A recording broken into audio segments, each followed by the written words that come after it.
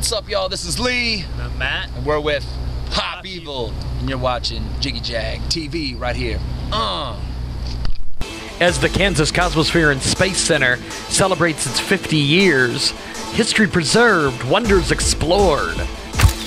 The Kansas Cosmosphere celebrated Race into the Cos.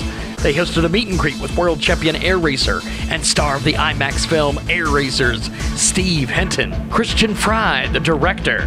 Breathtaking exploration of the fastest race in the world, a documentary film called Air Racers, provides unique insight into the legendary Reno National Championship air races.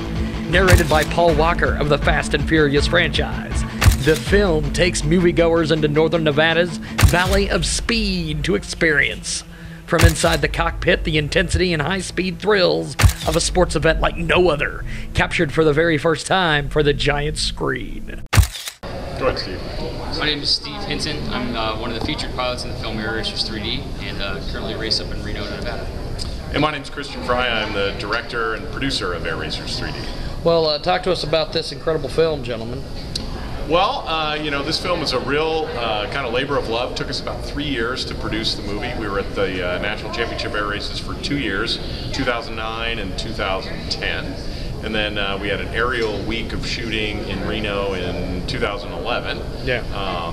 It's just been a really fun project to do. I mean, not only do we get to showcase incredible pilots like Steve and give some visibility to what is the fastest motorsport in the world, unlimited air racing. It's just really fun to bring it to audiences, and we're thrilled to be here in Hutchinson. It's really great. Now, talk to me about your years as an air racer. How did you get started? What was the motivation? I grew up around airplanes as a child, so I've always been in love with aviation. And then my dad raced when I was growing up, so I was introduced to the air races at an early age. But I really didn't get involved with it until 7 or 8 years ago when I started crewing on the airplane I currently fly, Strega, and started out waxing the airplane and then worked my way up as a mechanic and then found myself in the driver's seat. It was a heck of an opportunity and being in the right place at the right time. So how did you end up in the driver's seat? Just the pilot and the owner of the airplane was getting up there in age, and he wanted to keep painting the airplane at the air races, but didn't want to race it himself. And they looked for different pilots, and I was young and dumb, I suppose. So. Now, this film, where does as far as chronological order, where's this start? Is there like a... Yeah, the film is kind of, it's fun that way. We really started at the beginning of, where the airplanes that Steve races began. Yeah. So the airplane that Steve flies Strega is a P-51 Mustang, which is a World War II fighter plane. So we kind of begin at that point. We take audiences into World War II. It opens with a dogfight sequence that gives you a sense of why were these airplanes created in the first place. And then we kind of take you through the progression. Steve followed the same training progression that a World War II pilot would have taken to learn to fly a Mustang. Yeah. So from a Stearman to a T6 to the Mustang. So we give you a sense of what it takes to become a race pilot. And then we show you a little bit about the races, give you a bit of understanding about the different classes, because Steve is one of only 6 classes, flies in one of the 6 classes at Reno.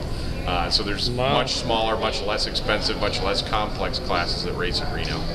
So we give you an understanding of the rules and how the whole thing works, and then put you in the cockpit and let you experience what it's like to be on the course. So now, making a 3D movie and making also a movie that's going to be in an IMAX, was there any different production process rather than just making a regular standard film? 3D adds a pretty substantial amount of complexity to the production process.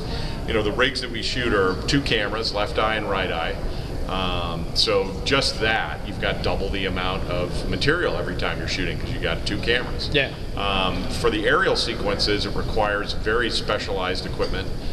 We used a gyroscopically stabilized, ball that you mount on the front of a helicopter, cool. And you can see some of that on the film's website at airracersthefilm.com.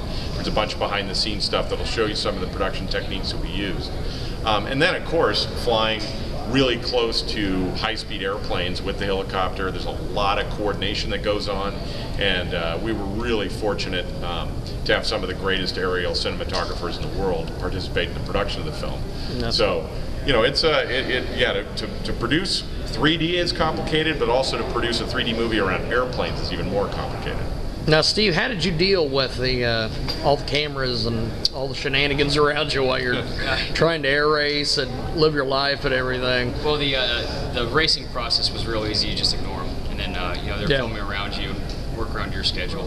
We really didn't have to start interacting until last summer when they had the aerial footages shot, and like Christian said, they had the top guys in the world that always do this for a living, so they made my job real easy. It's get in position and follow the leader, so it was real simple.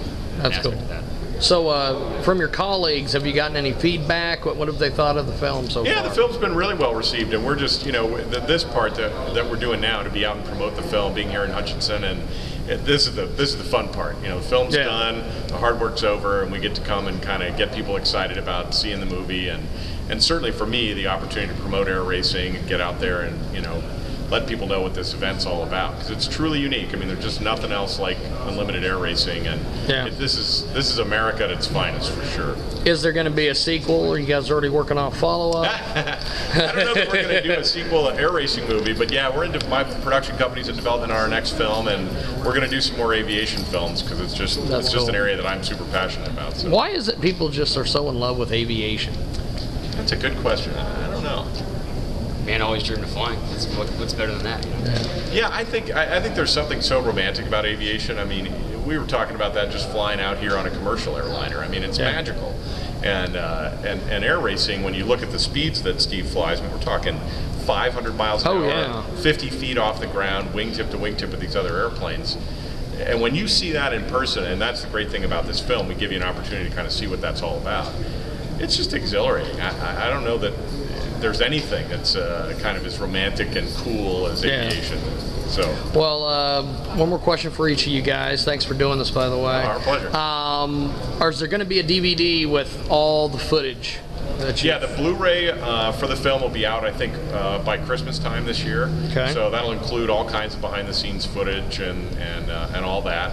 Like I said, a lot of that is currently available on our website, on our YouTube page, and all that. So if you just check out the website or Google Air Racers 3D, you'll find all kinds of neat stuff on the web. So that's cool. Yeah. And one more question for you, my friend. What was it like the first time you got up there and you're going 500, 700 miles an hour and all the G-forces are hitting you and all these different things? The G-forces, we're pulling anywhere from 3 to 5 Gs, but you really don't feel it because of the adrenaline, I suppose. Yeah. And it was a rush. On the one hand, it seemed like it was over very quick, and on the other hand, it slowed down. So it was a very unique experience. At the same time, it doesn't happen very much throughout the year, so you're always wanting to do it more, but it's once in a lifetime opportunity to get to do this. That's cool. Well, how do we find you guys on the internet again? What's the film's website is airracers-thefilm.com, and then Strega's got a website. Teamstrega.com for the air races. That's cool. When's the next air race? September 12th through the 16th. That's cool. That'll be in Reno, Nevada. That's cool. Well, gentlemen, thanks for doing this.